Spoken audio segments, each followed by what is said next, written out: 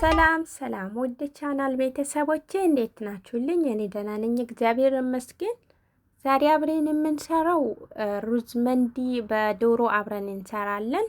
የታጠበ ዶሮ አለኝ እዚህ ጋር እንደምታዩት፣ እንዲሁም ደግሞ ሩዝ ለ25 ደቂቃ ውሃ ውስጥ የተዘፈዘፈ አጥቤ በደንብ ውሃ ውስጥ የተዘፈዘፈ ሩዝ አለኝ። እንዲሁም ካሮት፣ የተፈቀፈቀ ካሮት፣ ቀይ ሽንኩርት በቀጫጭኑ የቆረጥኩት ለመጥበስ ማለት ነው። እንዲሁም ደግሞ የመንዲ መሰላ አለኝ፣ ቅመሞች አለ እንደምታዩት እና በቀጫጭኑ የቆረጥኩትን ሽንኩርትና ሽንኩርትም አለኝ።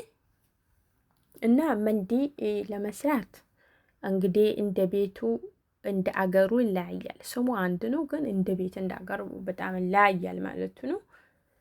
እና መጀመሪያ ላይ እንግዲህ ሽንኩርቱን እንትን ጋራ ገበታ ቅቤ ታደርጉትና እንደዚህ እንጠብሳለን ማለት ነው። ሽንኩርቱን ከቅመም ጋራ እነዚህ ግርፋ ወይም ደግሞ ቀረፋ ውረግ ጋር በአማርኛ አላውቅም ውረግ ጋር ምን እንደምባል እና ይሄ ምስማር ወይ ደግሞ ቅርንፉድ እና ሄል ሸቂማ ማለት ነው። እነዚህ ጋራ በደንብ ሽንኩርቱን ከጠበሳችሁ በኋላ ዶሮ ተጨምሩበታላችሁ ማለት ነው። ዶሮ እንደዚህ ከጨመርን በኋላ ዶሮውን ትንሽ ለአንድ 2 ደቂቃ እንደዚህ እንገልበጥ ካረግን በኋላ ከቅመሞቹ ጋራ ክድና አድርገን ለ30 ደቂቃ ዶሮ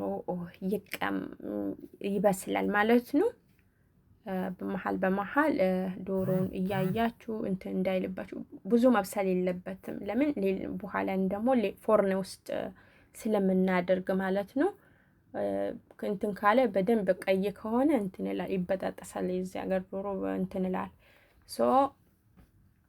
በጎኑ ደግሞ ሽንኩርትና የቀድሞን ካሮት ጠብሼ ያለው ከ30 ደቂቃ በኋላ እንግዲህ ዶሮ ትንሽ እንደዚህ ብራውን ከሆነ በኋላ ቅመሞቹን ጨመርኩበት ማለት ነው። የተጠቀምኩት ቅመሞች እንግዲህ እናንተ እንደ ፍላጎታችሁ ነው። እኔ ትንሽዬ ከሞን፣ ትንሽዬ የድንብላል ቅጠል ደቃቅ ማለት ነው። እንዲሁም ደግሞ እንትን የመንዲ መሰላት ጨመርኩበት። በኋላ ከ1 4 ደቂቃ አብሬ እንትን ካበሰልኩት በኋላ ሙቅ ውሃ ጨመርኩበት።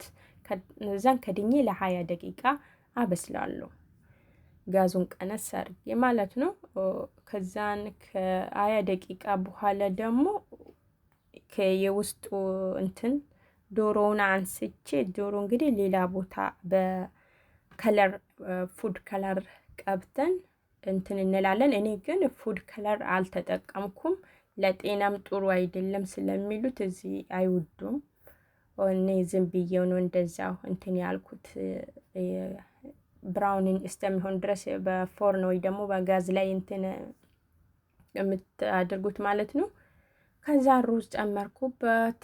ሩዙ ጨምሬ ውሃ ሳታበዙ ቅድሙን ሽንኩርትና ካሮቱንም እላው ላይ ትነሰንስባላችሁ። ቃሪያም አድርጌበታለሁ እና ፉድ ከለር ራሱ አንጠቀምም። ለምን ለጤና ጥሩ አይደለም ስለሚሉት እንግዲህ እንደ ሀገሩና እንደ ቤቱ በጣም ይለያያል ማለት ነው። እሺ መንዲ ከዛ እንደዚህ ደረሰልን ማለት ነው።